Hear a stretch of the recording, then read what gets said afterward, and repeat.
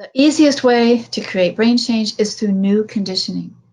New conditioning is simply deliberately, intentionally choosing to cultivate a new experience, a new practice, to shift the functioning of the brain and the habits of the brain in a new direction.